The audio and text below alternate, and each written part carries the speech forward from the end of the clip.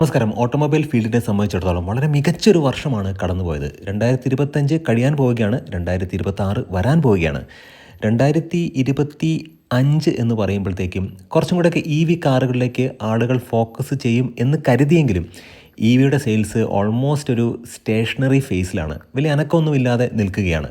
നമ്മൾ മനസ്സിലാക്കേണ്ട ഒരു കാര്യം, പ്രധാനമായിട്ടും ഹൈബ്രിഡ് കാറുകളുടെ ഒരു ടെക്നോളജി ഇവോൾവ് ചെയ്യും, അല്ലെങ്കിൽ പുതിയ ഹൈബ്രിഡ് കാറുകൾ വരും എന്നൊക്കെ വിചാരിച്ചിരുന്നെങ്കിലും അത്തരം കാര്യങ്ങളൊന്നും 2025 വന്നില്ല. നമ്മൾ പ്രതീക്ഷയോടെ കാത്തിരിക്കുന്നത് 2027 വരാൻ പോകുന്ന മാരുതിയുടെ സീരീസ് ഹൈബ്രിഡ് ടെക്നോളജിയിലൂടെ വരുന്ന വാഹനങ്ങളെക്കുറിച്ചിട്ടാണ്. ഇന്നത്തെ വ്ലോഗിലൂടെ നമ്മൾ ഡിസ്കസ് ചെയ്യാൻ പോകുന്നത് 2025 നവംബർ മാസം ഏറ്റവും കൂടുതൽ വാഹനങ്ങൾ വിറ്റ വാഹന നിർമ്മാണ കമ്പനി ഏതാണ്. ഈ നമ്പറിന്റെ അടിസ്ഥാനത്തിൽ നമ്മൾ 1 മുതൽ 10 വരെ വാഹന നിർമ്മാണ കമ്പനികളെ റാങ്ക് ചെയ്യാൻ പോവുകയാണ്. എഞ്ചിൻ പേയുടെ മറ്റൊരു വ്ലോഗിലേക്ക് ഏവർക്കും ഹാർദമായ സ്വാഗതം. നമ്മുടെ വ്ലോഗും നമ്മുടെ ചെറിയ ചെറിയ കോണ്ടന്റുകളൊക്കെ നിങ്ങൾക്ക് ഉപകാരപ്രദമാകുന്നുണ്ടെങ്കിൽ തീർച്ചയായിട്ടും നമ്മുടെ ചാനലിനെ ഒന്ന് സപ്പോർട്ട് ചെയ്യുക, സബ്സ്ക്രൈബ് ചെയ്യുക, മാക്സിമം നിങ്ങളൊന്ന് ലൈക്ക് ചെയ്യുക. നിങ്ങളുടെ അഭിപ്രായങ്ങൾ തീർച്ചയായിട്ടും കമൻറ്റ് രൂപത്തിൽ രേഖപ്പെടുത്തുക. 2025 ഒക്ടോബർ മാസത്തിലും 10ാം സ്ഥാനത്ത് നിലനിന്ന ഒരു വാഹന നിർമ്മാണ കമ്പനിയാണ് 2025 നവംബർ മാസത്തിലും 10th പൊസിഷൻ ഹോൾഡ് ചെയ്യുന്നത് റെനോ ആണ്. റെനോ കഴിഞ്ഞ മാസവും 10ാം സ്ഥാനത്ത് തന്നെയാണ് ഉണ്ടായിരുന്നത്. കഴിഞ്ഞ മാസം, അതായത് 2025 ഒക്ടോബർ മാസത്തിൽ 4672 യൂണിറ്റുകൾ അവർക്ക് വിൽക്കാൻ കഴിഞ്ഞെങ്കിൽ സെയിൽ കുറഞ്ഞു. 2025 നവംബർ മാസമായപ്പോഴത്തേക്കും 3662 യൂണിറ്റുകൾ മാത്രമാണ് അവർക്ക് വിൽക്കാൻ കഴിഞ്ഞത്. GSTയുടെ ബെനിഫിറ്റൊക്കെ ഉണ്ടായിട്ട് പോലും കാര്യമായിട്ടുള്ളൊരു സെയിൽ അവർക്കുണ്ടാക്കാൻ കഴിഞ്ഞില്ല. ഡസ്റ്റർ വരാൻ പോകുന്നുണ്ട്. 2026 ജനുവരി 26 ഈ ഒരു വാഹനം ഇന്ത്യൻ മാർക്കറ്റിലേക്ക് വരുന്നത്. അതിനോട് ചുവട് പിടിച്ചിട്ട് നിസാൻ ഇതിൻ്റെ ഒരു റീബാഡ്ജ്ഡ് വേർഷൻ തീർച്ചയായിട്ടും കൊണ്ടുവരും. ഇനി 9ാമത്തെ സ്ഥാനത്ത് ഹോണ്ട കാസ് ഇന്ത്യയാണ്. ഹോണ്ടയുടെ കാര്യം നോക്കുകയാണെന്നുണ്ടെങ്കിൽ മികച്ച വാഹന നിർമ്മാണ കമ്പനിയാണ്. നമുക്കറിയാം, പെട്രോൾ എഞ്ചിൻ എന്ന് പറഞ്ഞിട്ടുണ്ടെങ്കിൽ ഹോണ്ടയുടെ വാഹനങ്ങളുടെ പെട്രോൾ എഞ്ചിൻ വളരെ ഫേമസ് ആണ്. പക്ഷേ ഹോണ്ട അമേസിലിരിക്കുന്ന ആ 1.2 ഐവിടെക് എഞ്ചിൻ എന്ന് പറയുന്നത് അത്ര കണ്ട് മികച്ച എഞ്ചിനാണോ എന്ന് ചോദിച്ചാൽ ടെക്നിക്കലി മെക്കാനിക്കലൊക്കെ വളരെ മികച്ച എഞ്ചിനാണ്. എന്നാൽ പോലും പിക്കപ്പിൻ്റെ ഒരു കാര്യം വരുമ്പോഴത്തേക്കും കുറച്ച് സ്ലഗിഷാണ് ആ ഒരു എഞ്ചിൻ്റെ ഒരു നേച്ചർ. ഇവിടെ നമ്മൾ നോക്കുമ്പോൾ 2025 നവംബർ മാസത്തിൽ സെയിൽ കുറഞ്ഞു. 5204 യൂണിറ്റായിട്ട് കുറഞ്ഞു. ഒക്ടോബറിൽ അത് 6394 യൂണിറ്റുകളായിട്ട് ഉയർന്നിരുന്നു.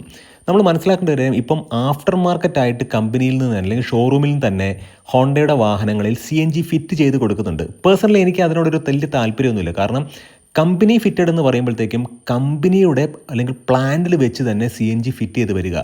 റോബോട്ടിക് ഫിറ്റ്മെൻറ്റ് എന്ന് പറയുന്നത് പ്രിസൈസ് ആയിരിക്കും. അത്തരത്തിൽ ഒരു കാര്യം ചെയ്തു വരുന്നതും ആഫ്റ്റർ മാർക്കറ്റിൽ ചെയ്യുന്നതും തമ്മിൽ അജഗജാന്തര വ്യത്യാസം എന്നൊക്കെ പറയില്ലേ, അത്തരത്തിൽ നമുക്കതിനെ കാണാം. ഇനി 8ാമത്തെ സ്ഥാനത്തുള്ള വാഹന നിർമ്മാണ കമ്പനി JSW MG ആണ്. നമ്മൾ ഇലക്ട്രിക്കിൻ്റെ ഒരു കാര്യം എടുക്കുകയാണെന്നുണ്ടെങ്കിൽ ഇലക്ട്രിക്കിൽ 2nd പൊസിഷനാണ് ഈ ഒരു വാഹന നിർമ്മാണ കമ്പനി സെയിലിൻ്റെ കാര്യത്തിൽ ഹോൾഡ് ചെയ്ത് വെച്ചിട്ടുള്ളത്. ഇവിടെ 8ാമത്തെ സ്ഥാനമാണ്. 2025 നവംബർ മാസത്തിൽ 5754 യൂണിറ്റുകൾ അവർക്ക് വിൽക്കാൻ കഴിഞ്ഞെങ്കിൽ സെയിൽ കുറഞ്ഞു എന്നുള്ളതാണ് അർത്ഥം. ഒക്ടോബറിൽ അത് 6397 യൂണിറ്റുകളായിരുന്നു. മികച്ച വാഹന നിർമ്മാണ കമ്പനികളാണ്. ഇപ്പം വിൻസർ എന്ന് പറയുന്ന ഒരൊറ്റ വാഹനം കൊണ്ട് തന്നെ ഇലക്ട്രിക്കിൽ നല്ല രീതിക്ക് അവർക്ക് സെയിൽ ലഭിക്കുന്നുണ്ട്. 7ാം സ്ഥാനത്ത് സ്കോഡയാണ്. സ്കോഡയുടെ കാര്യം പറയുകയാണെന്നുണ്ടെങ്കിൽ വലിയൊരു കുറവ് അവർക്കുണ്ടായി എന്നുള്ളത് വാസ്തവമാണ്. ഒക്ടോബർ മാസത്തിൽ 8252 യൂണിറ്റുകൾ അവർ വിറ്റെങ്കിൽ അതിന് പ്രധാനപ്പെട്ട ഒരു കാര്യമെന്ന് പറയുന്നത് ആ ഒരു സമയത്ത് ഈ GSTയുടെ ഹൈപ്പ് കാര്യങ്ങളൊക്കെ ഉണ്ടായിരുന്നു. GST 2.0യുടെ കാര്യമാണ് ഞാൻ പറഞ്ഞത്. കൈലാക്ക് എന്ന് പറയുന്ന വാഹനത്തിൻ്റെ നല്ല ഒരു എൻട്രിയാണ് ആ ഒരു സമയത്തുണ്ടായത്. പക്ഷേ ആ ഒരു സെയിൽ കുറഞ്ഞ് നവംബറിലേക്ക് വന്നപ്പോഴത്തേക്കും 5941 യൂണിറ്റുകളായിട്ട് കുറഞ്ഞു.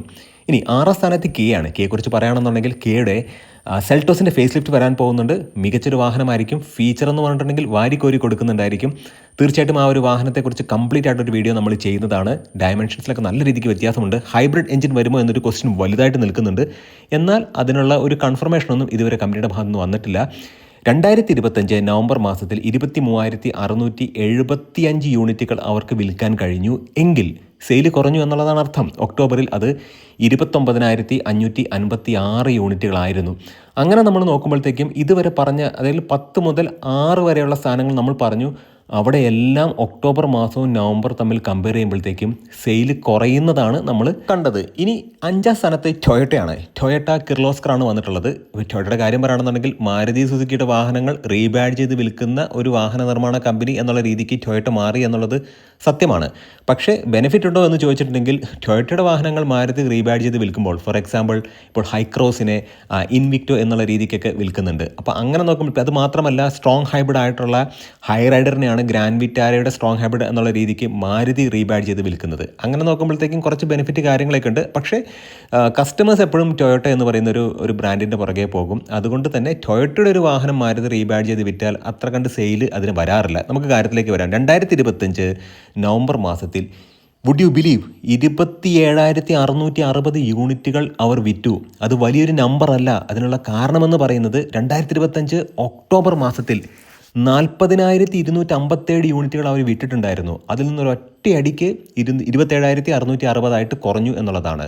കഴിഞ്ഞ മാസവും ഈ ഒരു സ്ഥാനത്ത് തന്നെയായിരുന്നു, 5ാം സ്ഥാനത്ത് തന്നെയായിരുന്നു ടൊയോട്ട നിലനിന്നത്. ഇനി 4ാം സ്ഥാനത്തേക്ക് ഹ്യുണ്ടായുടെ കാര്യമെന്ന് പറയുന്നത് കഷ്ടമാണ്. 2ാം സ്ഥാനം എന്നൊരു ഒറ്റയടിക്ക് 4ാം സ്ഥാനത്തേക്ക് തള്ളപ്പെട്ടു എന്നുള്ളതാണ്. ഇപ്പോൾ വെന്യൂ വന്നിട്ടുണ്ട്. K1 പ്ലാറ്റ്ഫോമിൻ്റെ ഒരു മോഡിഫൈഡ് വേർഷനിലാണ് ആ ഒരു വാഹനം വന്നിട്ടുള്ളത്. നമ്മൾക്ക് മനസ്സിലാക്കേണ്ട ഒരു കാര്യം എന്ന് വെച്ച് കഴിഞ്ഞാൽ മികച്ച ഫീച്ചറുകൾ കാര്യങ്ങളൊക്കെ കൊടുത്തിട്ടുണ്ട്. നല്ല രീതിക്ക് സെയില് ആ വാഹന നിർമ്മാണ കമ്പനി നേടുന്നുണ്ട്. അത് ക്രെറ്റയിൽ നിന്നാണ്. ക്രെറ്റ എന്ന് പറയുന്ന വാഹനം ഒന്നുകൊണ്ട് മാത്രമാണ് അവരുടെ സെയിലിൻ്റെ സിംഹഭാഗവും വരുന്നത്. 2025 ഒക്ടോബർ മാസത്തിൽ 53,792 യൂണിറ്റുകൾ അവർ വിറ്റെങ്കിൽ ചെറിയൊരു ഇടിവുണ്ടായിട്ടുണ്ട്. അത് നവംബറിലേക്ക് വന്നപ്പോഴത്തേക്കും 49,295 യൂണിറ്റായിട്ട് കുറഞ്ഞു. കഴിഞ്ഞ മാസവും, അതായത് ഒക്ടോബർ മാസത്തിലും ഈ 4ാം സ്ഥാനമാണ് ഹ്യുണ്ടായിക്ക് വരുന്നത്. ഇനി 3ാം സ്ഥാനത്തിലേക്ക് നമ്മൾ നോക്കുകയാണെന്നുണ്ടെങ്കിൽ ടാറ്റ മോട്ടോഴ്സ് ആണ്. ടാറ്റ എന്ന് പറയുന്ന വാഹന നിർമ്മാണ കമ്പനി ഒരുപാട് പുതിയ വാഹനങ്ങൾ ലോഞ്ച് ചെയ്യുന്നുണ്ട്. അത് ഏറ്റവും പ്രധാനപ്പെട്ട ഒരു കാര്യമാണ്.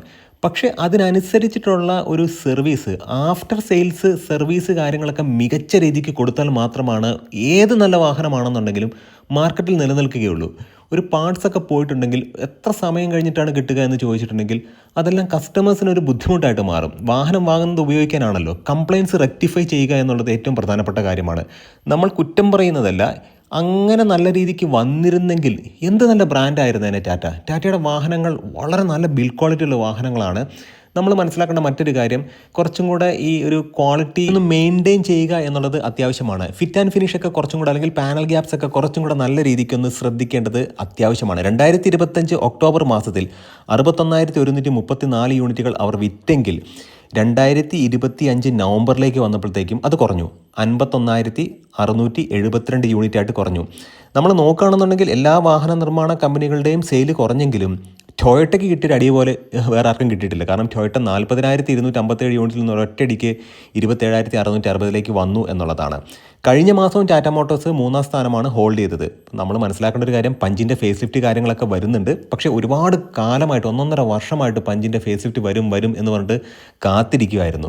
പക്ഷേ ഇനി വന്നിട്ട് ആളുകൾക്ക് അതിനോടൊരു താല്പര്യമൊക്കെ നഷ്ടപ്പെട്ട് കഴിഞ്ഞു. 2024 ഏറ്റവും കൂടുതൽ, ആ ഒരു കലണ്ടർ വർഷം ഏറ്റവും കൂടുതൽ വിറ്റ വാഹനം എന്ന് പറയുന്നത് 2 ലക്ഷത്തിന് മുകളിൽ വിറ്റ പഞ്ചാണ്. ഇപ്പോൾ പഞ്ചിൻ്റെ അവസ്ഥ എന്താണ്? കൃത്യസമയത്ത് അപ്ഡേഷൻ കൊടുത്തില്ലെന്നുണ്ടെങ്കിൽ ഫോർഡ് കാണിച്ച പോലുള്ള, അല്ലെങ്കിൽ ഫോർഡിൻ്റെ ഇക്കോസ്പോർട്ട് അതുപോലുള്ള വാഹനങ്ങൾക്ക് അപ്ഡേഷൻ കൊടുക്കാത്തത് കൊണ്ട് തന്നെ ആ ഒരു സ്പേസിലേക്ക് മറ്റു വാഹന നിർമ്മാതാക്കളുടെ ആ സെഗ്മെൻറ്റിലുള്ള വാഹനങ്ങൾ വന്നു.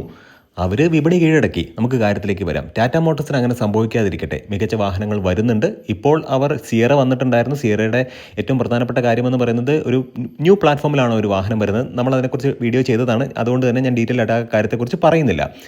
ഇനി 2ാം സ്ഥാനത്ത് വന്നൊരു വാഹന നിർമ്മാണ കമ്പനി SUVകൾ മാത്രം നിർമ്മിക്കുന്ന ഒരു വാഹന നിർമ്മാണ കമ്പനികളാണെന്ന് അഭിമാനത്തോടു കൂടി പറയാം. അവരുടെ ഇലക്ട്രിക് കാറുകൾ എന്നൊക്കെ പറഞ്ഞിട്ടുണ്ടെങ്കിൽ സാധാരണ ഇന്ത്യൻ വിപണിയിലുള്ള ഇലക്ട്രിക് കാറുകളെക്കാളൊക്കെ മച്ച് ബെറ്ററാണ് മഹീന്ദ്രയുടെ ഇലക്ട്രിക് കാറുകൾ. മഹീന്ദ്രയുടെ SUV സെഗ്മെൻ്റ് എന്ന് പറഞ്ഞിട്ടുണ്ടെങ്കിൽ വിപുലമാണ്. മഹീന്ദ്ര നല്ല രീതിക്ക് അവരുടെ ആറാൻഡിയൊക്കെ ശ്രദ്ധിക്കുന്നുണ്ട്. സസ്പെൻഷനിലൊക്കെ കാര്യമായിട്ടുള്ള വ്യത്യാസങ്ങൾ മഹീന്ദ്ര കൊണ്ടുവരുന്നുണ്ട്. 2025 ഒക്ടോബർ മാസത്തിൽ 71,624 യൂണിറ്റുകൾ അവർ വിറ്റെങ്കിൽ 2025 നവംബറിലേക്ക് വന്നപ്പോഴത്തേക്കും സെയിൽ കുറഞ്ഞു.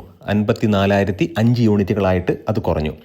EV സെഗ്മെൻറ്റിൽ 3ാമത്തെ സ്ഥാനത്താണ് മഹീന്ദ്ര നിൽക്കുന്നതെങ്കിൽ ഇവിടെ 2ാം സ്ഥാനം മഹീന്ദ്ര ഹോൾഡ് ചെയ്യുന്നു. ഇനി 1ാം സ്ഥാനം നമുക്ക് ഒരു സംശയവും വേണ്ട, അത് മാരുതി സുസുക്കി തന്നെയാണ്. മാരുതി സുസുക്കിയുടെ ഒരു പോർട്ട്ഫോളിയോ നമ്മൾ നോക്കുകയാണെന്നുണ്ടെങ്കിൽ Alto K10, Celerio, WagonR, S-Presso, Ignis, Swift Dzire, അതുമാത്രമല്ല Jimny, Baleno, Fronx, Invicto, Grand Vitara, Ertiga, അങ്ങനെയുള്ള ഒരുപാട് വാഹനങ്ങൾ അവർക്കുണ്ട്. സിയാസ്, ഇങ്ങനെയുള്ള ഒരുപാട് വാഹനങ്ങൾ, ഒരുപാട് പോർട്ട്ഫോളിയോ വളരെ വലുതാണ് മാരുതിയെ സംബന്ധിച്ചിടത്തോളം.